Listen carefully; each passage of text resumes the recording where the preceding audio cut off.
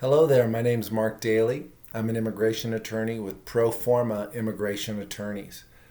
This is video number 4 in our series of 7 videos on how to file paperwork for your spouse who wants to immigrate to the United States and get a green card.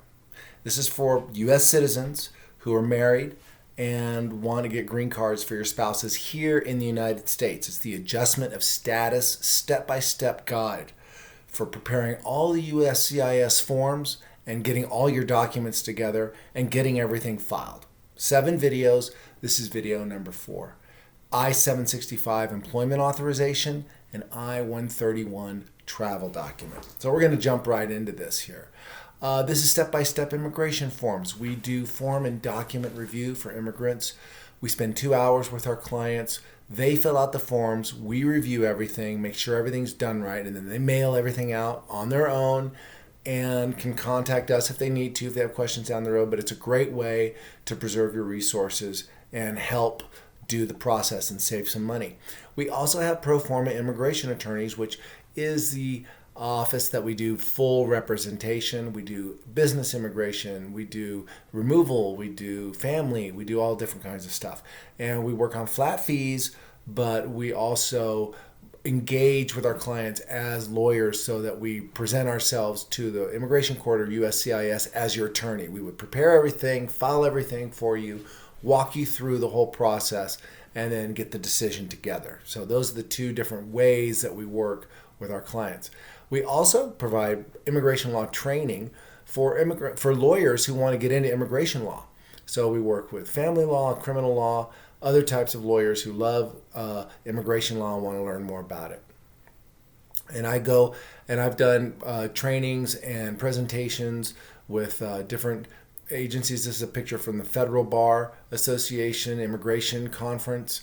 And I'm also a member of the State Bar of California and American Immigration Lawyers Association. So that's me.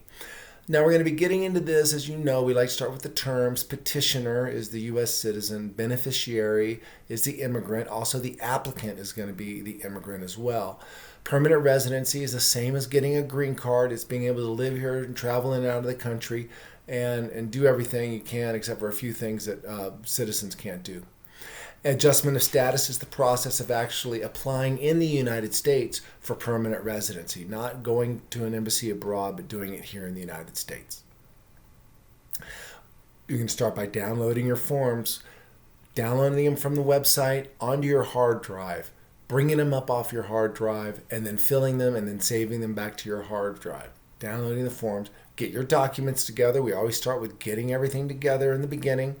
Getting your information together. We like to use questionnaires to get all of our data together.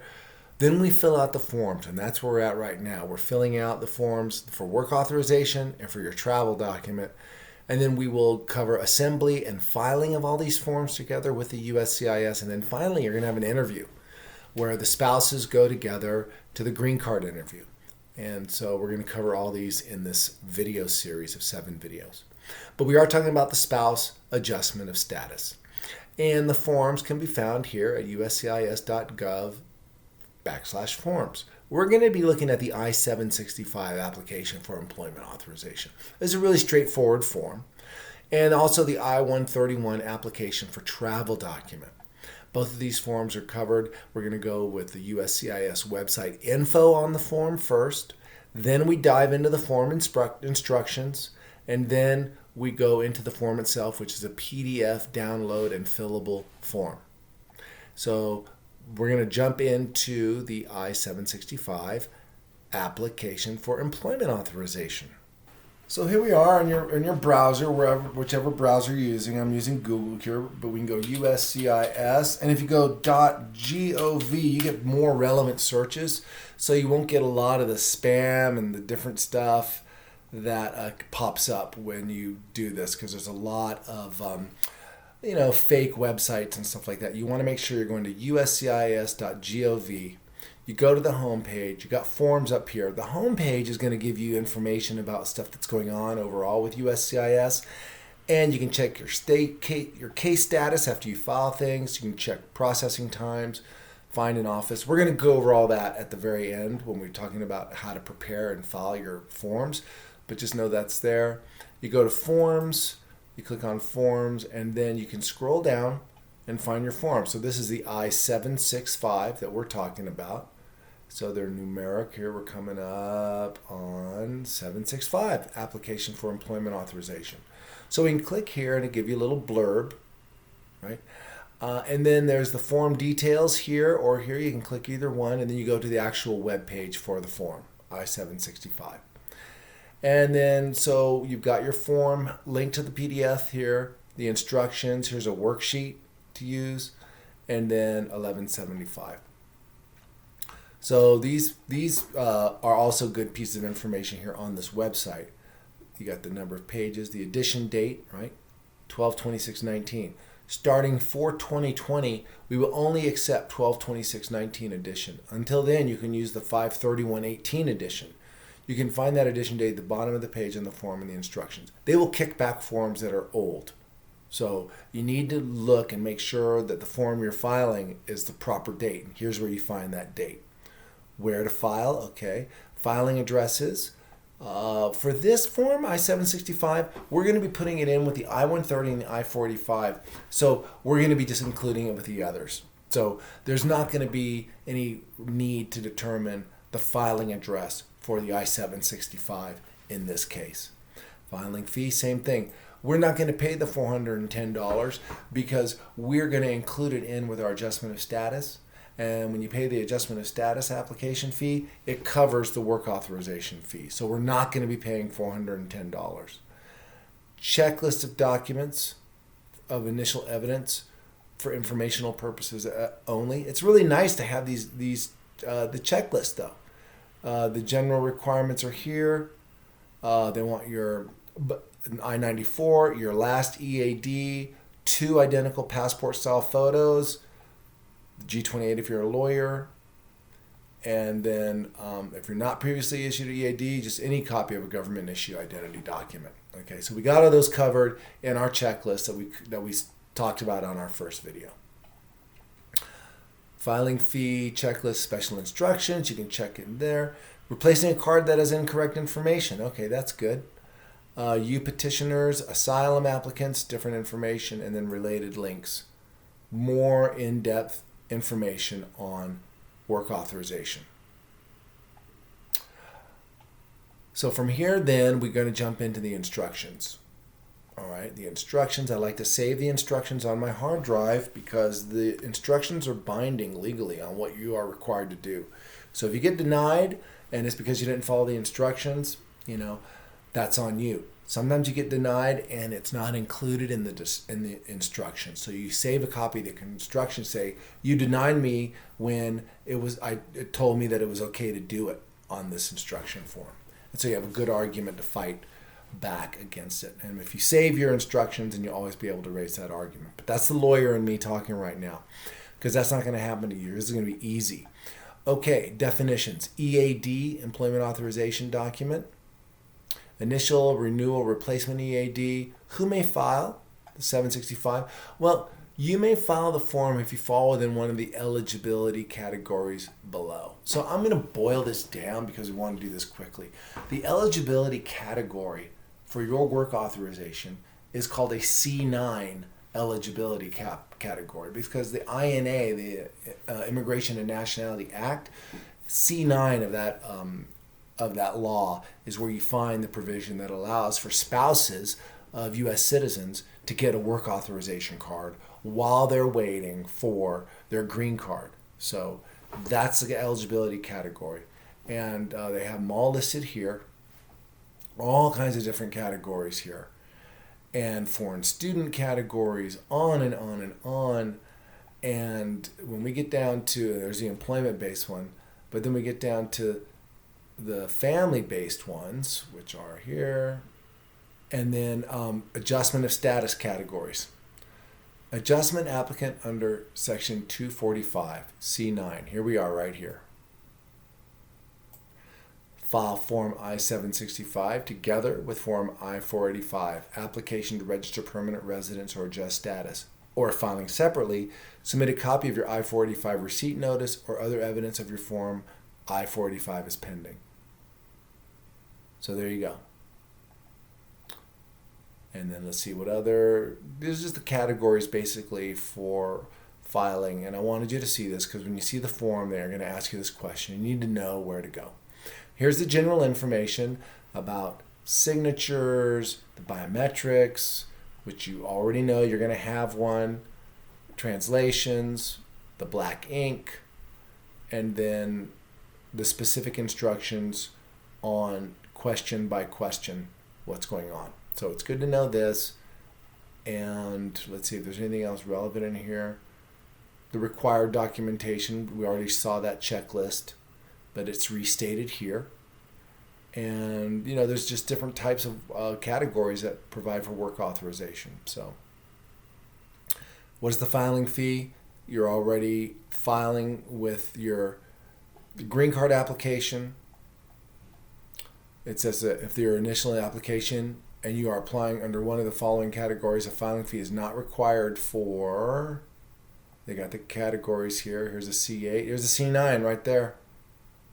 Any current adjustment status or registered applicant paid the appropriate filing fee for the I-485. So that's what we've done. Now, if it's a renewal and you have to renew it, then you still don't have to pay a filing fee for that, because here we go, C9, any current adjustment of status, you filed for adjustment of status, pay the appropriate filing fee. And if you're filing it separately, then you're going to file the copy of your Form I-79C notice for Form I-485 as evidence of filing 485 on or after 2007 and the payment of the form filing fee.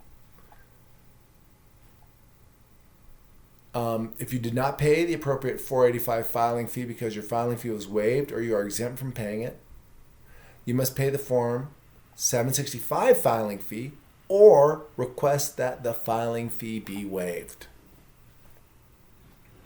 And then it talks about replacements and then payments by check, checks made out to U.S. Department of Homeland Security. Okay, great. So that is the form instructions. Now we're going to jump into the form I-765. Download, open, and save onto the hard drive. People, don't fill it out and then try to save it, because it won't work. You got to save it on your hard drive, open it up, and then fill it out.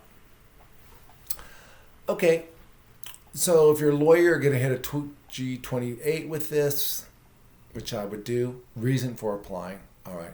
Initial permission to accept employment. So this is what we're mostly going to have when we're filing for this green card based on a marriage, right there.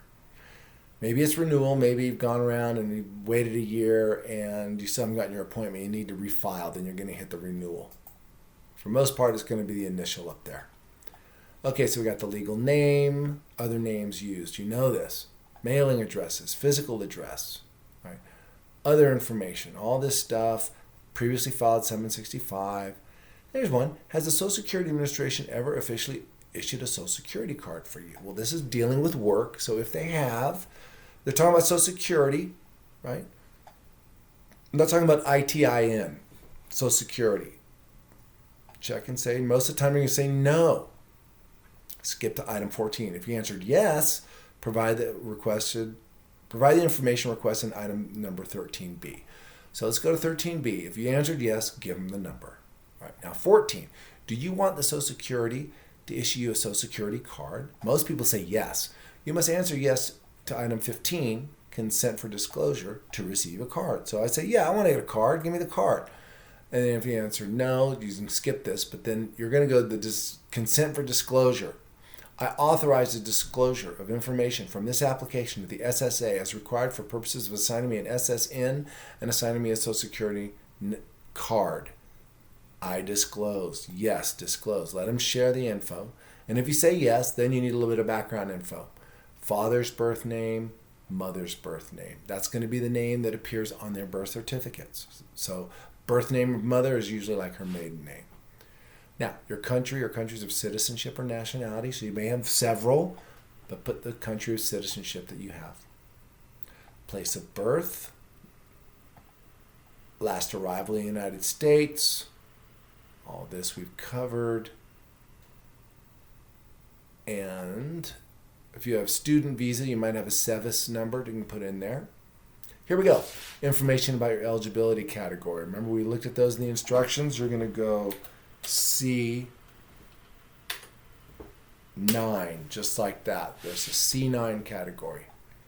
Now, if it's a C3C STEM, well, we're not C3C, so we don't care about that. 28. 29, C26 eligibility. We're not that. We don't care. 30, C8, that's close eligibility, but no cigar. We're not going to do that. C35 and C36, don't need that. C35 or C36, we still don't need that. Then we go to the statement. Okay, you've seen the statement, applicant signature.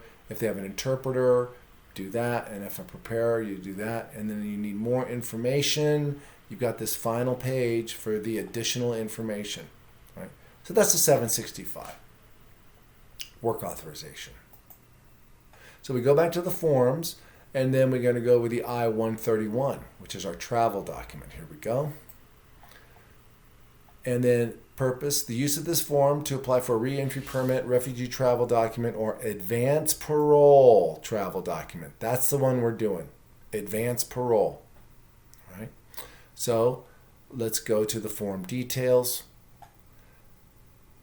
We got our information here, number of pages, 5, edition date, okay, 4/24/19 is the edition date they're working on. Where to file, okay, well, it's going to be included with our application for green card. So we're just going to send it to the same place where we send our green card application and the petition for the I-130. Filing fee, there's no filing fee when you apply with the I-130 and the I-485 because you're paying it when you pay your I-485 fees. So don't need to worry about any of the fees. Checklist of required evidence. Okay. Now we've given you a checklist, and so the documents we're working with are on the checklist that we've already given you. But you can see here, and if you have an official photo identity document, we're going to include that. And for reentry permit, advanced parole. Here we go. For an advanced parole document for individuals who are currently in the United States, copy of an official photo identity document. Okay, we'll get your passport in there usually. 2 identical passport-style photographs. Okay. Copy of any document showing your current status in the U.S. Evidence your trip is for educational, employment, or humanitarian purposes. Explanation of other evidence showing the circumstances that warrant issuance of an advanced parole document. Applicant for adjustment of status, a copy of USCIS receipt as evidence that you filed the adjustment application. Traveling to Canada, apply for an immigrant visa, copy of the U.S. consular appointment letter. All right, so this is the stuff that you're going to be working with. Most of these documents we have already asked, except for evidence that your trip is for an educational, employment, or humanitarian purpose. We have a statement that we include, and so so the statement is sufficient. We only include extra information if you want it urgently. Now, that might change, again, as immigration tightens, and they may want to have more information about educational, employment, or humanitarian purposes to actually let you out of the country and travel and then let you back in again. So, it's always dicey when you travel outside the country, especially when you're waiting for your green card, because you might have your passport with a visa in it, but you're not doing that visa anymore. And so when you leave, you might be afraid about coming back in again. And there's a good reason for that too, especially if you have overstayed or if you have all that unlawful presence. You may not want to travel. You may not want to even apply for an advanced parole if you're going to be subject to the 10-year bar when you return. So for the advanced parole, then, you be careful, and really, if you have questions about it, talk to a lawyer. Okay, so here's the form detail. Let's get into the form and the instructions. Okay, so the instructions then, again, we download these instructions onto our hard drive. We just have them. And then here's the description of what we're doing here. Number 3, advanced parole document for individuals who are currently in the United States. Parole allows an alien to physically enter the United States for a specific purpose. An individual who has been paroled has not been admitted to the United States and remains an applicant for admission even while paroled. Right? So that's true. So it's kind of like the normal way we think about parole is a jail situation where someone's out on parole or they're out on bail. Officially, legally, they are still considered to be in prison, but they have a special pass to get out. It's kind of the same way that we look at it in immigration. when we parole someone into the United States, we're saying we're not quite sure what visa category you are. We're not quite sure if you're going to get a green card yet. We're just going to let you come in to the United States and just assume that you're going to get something down the road. But your actual legal status is that you're not even really here. You are still awaiting a decision on your request to enter. You're still from Mexico. You're still from China. We're not allowing you in. So you don't get the benefits necessarily of a status change when you're being paroled in, right? So advanced parole means we're just asking for that in advance. So we want to get it all. We're going to give you the information. We're going to get our document. And then when we travel, we'll use that document that we've been given in advance to get back into the country. Warning, the document does not entitle you to be paroled into the United States. A separate discretionary decision on a request for parole will be made when you arrive at a point of entry upon your return. So it's not written in stone. The advanced paroles as a request to be allowed in at the end of the day. And if you did something bad while you're outside the country or new stuff comes up that they want to give you in a ground of inadmissibility, they can say no. So they can say yes or they can say no. So advanced parole is always just a request. DHS may revoke or terminate your advanced parole document at any time, including while you are outside the United States, in which event you may be unable to return to the United States unless you have a valid visa or other document that permits you to travel in the United States and seek admission. Right? So that's true. It's another warning that they can do that. They have discretion. They can cancel this advanced parole, and then you won't be able to get back in the United States. You have to go back home and then process through the embassy to get a visa to come in. Generally, if you are in the United States and have applied for adjustment of status to that of a lawful permanent resident, your application will be deemed abandoned if you leave the United States without first obtaining an advanced parole document. What that means is that if you just travel outside after you file the I-485 and you don't have this advanced parole document, you're saying bye-bye to the 485, that $1,700 that I just paid, bye-bye. I don't want to go and be a permanent resident. I don't want to do adjustment of status anymore. I'm just leaving.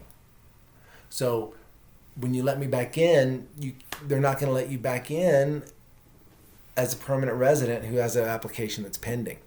They're going to say, oh, you abandoned it. So now you got to go back to the embassy and start over from scratch. All right. So it's a big, big deal to file for adjustment of status and then travel outside the country without advanced parole. You basically ruin your whole case. So you got to travel with advanced parole. And it's kind of dicey. Will they let you back in? Well, maybe they will, maybe they won't. So you may want to think about traveling only for a real urgent reason because of the way the laws are right now. That's basically it on that. And then advanced parole documents for individuals outside the United States. So if you're outside the United States, it is possible to get an advanced parole. But when you apply, it says the granting of an advanced parole document for individuals outside the United States is an extraordinary measure used sparingly to allow an otherwise inadmissible alien to travel to the United States and seek parole in the United States for a temporary period of time due to urgent humanitarian reasons or for significant public benefit. Significant public benefit parole is typically limited to law enforcement or homeland security related reasons. An advanced parole document cannot be used to circumvent normal visa issuance procedures and is not a means to bypass delays in visa issuance. So you have to be in the United States basically to get the advanced parole. You get the advanced parole and then you travel outside the United States. It's really difficult to apply and then run out of the country and then have them send you the advanced parole. You have to do your biometrics here for the advanced parole. So if you leave before the biometrics, you can't get your biometrics done, on and on and on. You got to now you can get an emergency advanced parole. After you file this and you get your receipt notice back, you can go to a district office, a sub office, and ask for an InfoPass appointment and get an advanced parole issued the same day for emergency travel. But that's the way you have to do it. You have to fee in and get your receipt back, which usually takes about 2 weeks, 3 weeks. And then you can go forward with the info pass to get an emergency advance parole issued at the district office, and we've done that before. Who may file I-131? Okay, there's reentry permit stuff, refugee travel document, advance parole. All right. So it says here, you are in the United States and seek an advance parole document. You may apply if you have a pending application to adjust status, Form I-485, which you do, and you seek to travel abroad temporarily for urgent humanitarian reasons, or in furtherance of a significant public benefit, which may include a personal or family emergency, or for bona fide business reasons. So they're telling you right now that you need to have a reason to travel, right? So when we file with the application for the 485, a lot of times we don't have an urgent reason to travel. We don't have one. We don't want to make one up. We don't want to be lying or making any kind of weird misrepresentation if it's really not true. So what we do is we just do some boilerplate saying, you'll see what we say. We have a boilerplate thing where we say there's a bona fide reason to travel that we don't even know about yet. And you'll see how we deal with that. Before you apply for an advance parole document, read the following travel warning carefully. And there's just all the warnings that you may not be able to get back in very excruciating detail. And outside the United States, and different laws about that, which we're not really going to get into. And then here's the general requirements and the advance parole. You know, it's got more information here about educational purpose. If you really have an educational purpose, this is what that is. Employment purposes, humanitarian purposes. So if you need more guidance, this is what it's going to talk about for those categories. Okay, that's awesome. Now let's go back to the actual form, I-131. Okay. Attorneys would click this and put your license number here, which is what I normally do. So you've seen all this before. The names, addresses, other information, A number, all this stuff, social security number. Application type, here we go. Where is my advance parole? I'm applying for an advance parole document to allow me to return to the United States after temporary foreign travel. Bang, right there, 1D. If you checked box 1F, oh, it didn't do that, so not applicable here. Physical addresses, we know about that. Date of intended departure. Okay, so most of the time, my clients do not have a date of intended departure. So what I normally tell them is to say 1 to 2 months from the date of filing. So I would just say I might need to travel in a couple months. So it's March, I would go April, May 20th, 2020. Expected length of trip in days. I usually put 14 days, give myself 2 weeks for my intended travel. Because the bottom line is that, I might need to travel. I might have a house that I have to deal with. I might have tenants that I have to deal with. I might have a business purpose that pops up. I might want to go see friends and family. There might be, a bona fide reason for educational or to get transcripts or some medical thing, whatever it is. But I'm not sure what that is now. So we're going to prospectively fill this application out to cover all those contingencies. And then it says, if you are applying for non-DACA related advance parole document, which we are, skip to part 7. Okay, so let's skip to part 7. Oh, we didn't finish this though. Are you or any person in removal deportation? That'd be no. Have you ever before been issued a reentry permit or refugee travel document? That's going to be no. And then you put that stuff in there. Okay, so now we go to 7. Here is part 5. Part 6, Part 7, complete only if applying for advance parole. On a separate sheet of paper, explain how you qualify for an advance parole document and what circumstances warrant issuance of advance parole. Include copies of any documents you wish considered. Okay, so we've got this sheet of paper And I will show you what that sheet of paper looks like right now. So here is our sample addendum to Form I-131 that we use with our step-by-step immigration form clients. So we have here listed Form I-131, application for travel document. Then we go last name, first name, middle initial. Addendum to Part 7, basis for qualification and current circumstances. I qualify for advanced parole because I am the beneficiary of Form I-130 filed by my spouse, and I have filed Form I-485 to adjust status. To the best of my knowledge, I'm not subject to any grounds of inadmissibility upon return. I do not now have travel plans, but I have family and property back home and might need to travel back and forth on short notice if there's an emergency. Just like that. That's how we do it. Signed and date. So we're saying we intend to do it this way. How many trips do you intend to use this document? We always go more than one trip because we might need to use them for more than one trip, and they'll give you multiple advanced parole, a multiple entry. If the person intending to receive an advanced parole document is outside the United States, not applicable. If the travel document delivered in an overseas office, not applicable. All that not applicable. Remember those not applicables. Put them in generously and often. You sign it here, date, and phone number. Here's the app preparer's name and their declaration. And that is the advanced parole.